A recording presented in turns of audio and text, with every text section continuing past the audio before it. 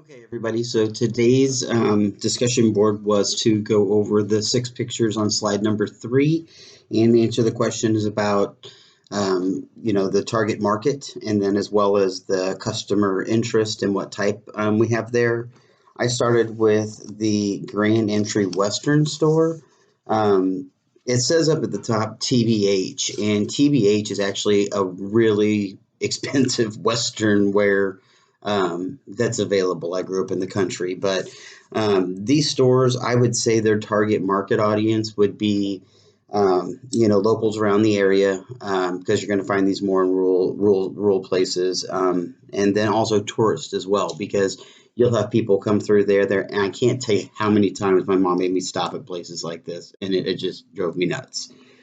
But customer interest would be a quality product. TBH is a great product. They do everything from work wears to dress wears. They've got country western dresses for women. They handle the whole nine yards. So it doesn't matter if you're looking for, a pair of work boots or if you're looking for, a 10-gallon hat made by Stetson that costs $1,400, Um, other than that, one thing I would say another one of the target market would be adolescents because I mean I grew up in a rural town and we went to a place called Good Time Country every weekend. And so, what type of pants do you have? What type of jeans do you have? What type of hat do you have? Where did you get them? Those are all things that came into play. So they would also be one of the target markets for them as well. So next, what we have is Walmart, and Walmart is a household brand. I mean, you can get everything there from, I mean, when I was younger, you could get pets there, but you can still get fish. You can get anything from live animals to flowers to food to clothes to just a lot of different things. It applies to everyone from infancy to elderly. I mean, there's just no way around it. So you can get almost everything there. But like the book says, not one place offers everything. So you can't go to Walmart and get a personal trainer. Sorry. Eventually we'll see that. I think that part of the target market is the lower socioeconomic population. It's cheap stuff. It really is. It's cheap food. It's cheap clothes. They're disposable. I mean, I wish I could pause this right now and go get the jacket that I bought from Walmart last fall that didn't even make it through spring. It fell apart. And then I have an Adidas hoodie that I bought at the mall at J.C. Penney's probably about 6 years ago, and it hasn't fell off.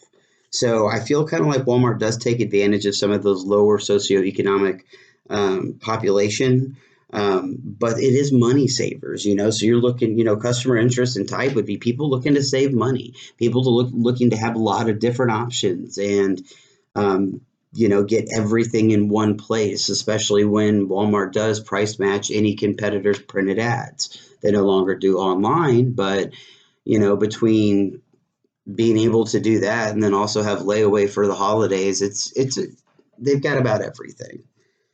Um, okay, so for Tiffany and Co., this one is just pretty self-explanatory. I mean, when you hear the name Tiffany, you know that either a woman's getting an engagement ring, there's been a special occasion, or something of that nature. So our target market for this is going to be our pretty much high-end customers. So high-end professionals, people that make over a certain amount of money a year. But then at the same time, you do have, guys like me out there that'll save up and actually spend 2 months full salary on a ring for your wife because that's what she wants. So, I mean, the target market there can range anywhere from, men who want to get watches, necklaces, gifts for their wives. When you get into the higher executive world, those guys wear pretty expensive jewelry. Women, gifts, jewelry, special occasions. I can't tell you how many times I've seen those best friends or mom and daughter bracelets. But it really does cater to the financially stable. You can tell by the name, you can tell by the storefront, it sparkles. So, I mean, that's Tiffany and Co. Next, we have Home Depot. This one, actually, I blew it up and looked at it just because I wanted to get a better picture of it. So For this one, I did the target market was contractors, builders, and general public as well. And the customer interest and type would be people that want to do home improvements, outdoing their neighbors. This was something that my dad had a problem with when I was growing up. And every time they did something new to our neighbor's backyard, he had to go do something better. So DIY projects, replacement parts for maybe, like my dishwasher thing that spins got stuck one time on the heating element. It melted off. I went over there, picked up a brand new one. They have new housewares. They have new tools. They advertise this on TV like crazy. So washers, dryers, refrigerators, all that stuff. And then like even like carpet, like you can go in and they can customize your wall paint to match your carpet and even come paint your walls and install it for you. So that's a pretty good thing there as well for your customer interest and type. One thing I would like to say on this issue, because I used to do construction and masonry and carpentry, is that Home Depot is more of a contractor place. That's why they have all of the contractor discounts and all the heavier equipment to bring stuff out to your cars. That's why all of their employment staff is a lot more knowledgeable and not stuck in little departments. Lowe's, on the other hand, is more of a consumer-based place. If you just walk through the two, you'll notice that one looks more like okay, let's get some fancy lights, and the other one's kind of like, okay, what do I do with this galvanized pipe? So there is a little bit of difference there. I usually don't see women walking around Home Depot by themselves, but at Lowe's, there is a difference. I've been in both several times.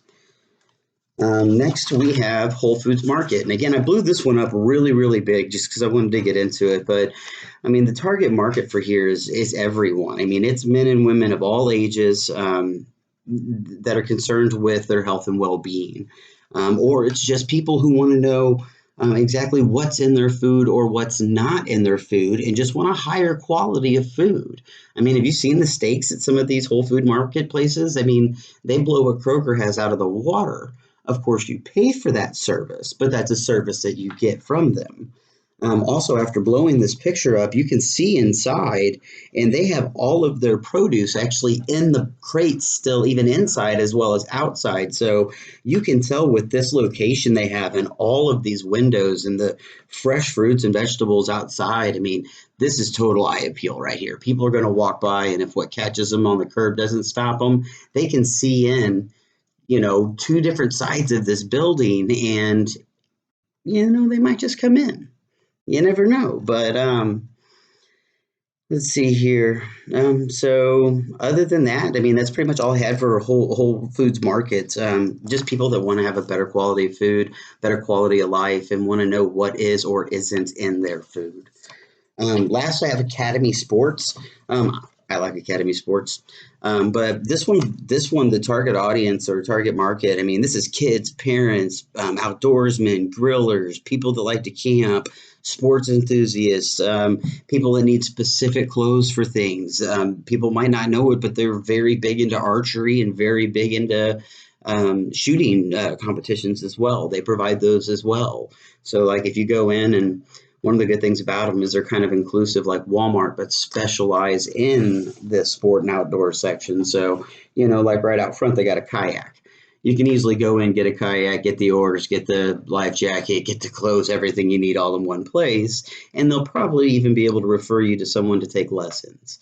But the, customer interest in the type, sporting goods, sporting equipment, the clothes that go along with them, like I said. Outdoor stuff, maybe grills or grilling over a campfire or tents or sleeping bags or, bikes or kids. I mean, bikes for your kids, clothes for your kids, shoes for your kids. In the video that we watched for Academy, I mean, it makes it sound like it's pretty affordable with a pretty good selection of about everything. So other than that, tradesmen actually will go to Academy. And when I was doing carpentry and helping some guys in the winter over break one semester, they actually took me over to Academy to get a really nice set of coveralls. And I've had a pair of walls from Walmart, and they lasted a year and fell apart. They took me over, and I haven't bought another pair of coveralls in 3 or 4 years now since we got them at Academy. So they're really good about having clothes for all occasions, hot weather, cold weather, wet weather, dry weather, whatever you want. So they've got a pretty large target market for that one there. Now, other than that, they did want us to talk about. It says then discuss how you think target marketing, consumer interest, along with marketing mix framework would apply to fitness and sports management within organizations. Well, for target market, I mean, pretty simple stuff. I mean, get some classes that are designed for specific demographics. These are things that you can put in the windows on your storefront or advertise if you have an advertising budget.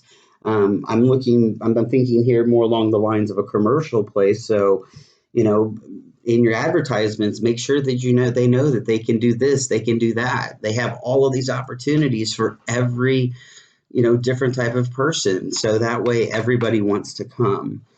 Second of all, childcare. Offer childcare and stay open later. People don't have the same hours as they used to anymore. Other than that, I would offer promotions to get people in the door. I would have products available that are known to them, available in store, so that way they feel more brand comfortable with your brand as well as the marketing that's going on behind the lines with the other brands. And then just place. I mean, when you look back at the Whole Foods market, that location is prime. So like, the place, where's it at? 24-hour fitness got mentioned by somebody earlier, and they're everywhere. They're always open. They do childcare. They've got pretty much everything. So other than that, I would look at the equipment. What kind of equipment do they have? What brands are they? Are they trusted? Do you know them? Do they look like they're in working condition just from the outside of the storefront? Because you pull up, look inside, and see a bunch of ratty gym equipment, you're probably not even going to go in. So, but then other than that, when people come in the door, just greet them immediately. In the service industry, as far as food goes, people walk in, and if they're not greeted within 7 to 10 seconds, they lose interest and become irritated. So you can understand how somebody coming in to look at a gym membership that's a lot more of an investment than a sandwich is going to want to be helped immediately. So make sure that you greet them immediately, let them know that they're not a number, that they're an actual person, that everybody has different needs as far as the health and fitness industry go, and that you are sincere about finding those and following them through. Other than that, I would look at customer interest. Lots of customers like pools, they like saunas, they like different types of classes that you can do. They like to know if there's a personal trainer or at least an advisor that can show you how to use the equipment properly. There's a lot of things that go into that between target marketing and the market mix. So hopefully I didn't go too long, and hopefully this wasn't too boring for all of you guys, but have a great day, and that's about all I've got. Bye.